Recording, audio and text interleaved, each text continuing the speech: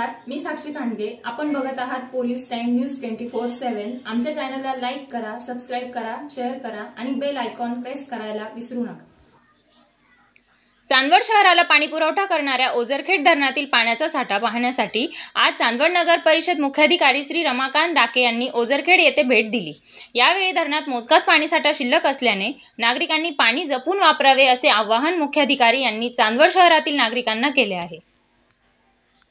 आज माननीय मुख्याधिकारी डाके साहेब ओझरखेड धरण येथे पाणी पुरवठा बघण्यासाठी आलेले असता धरणात मोजकाच पाणीसाठा शिल्लक आहे। काय सांगाल सर, चांदवडकरांना काय आवाहन कराल?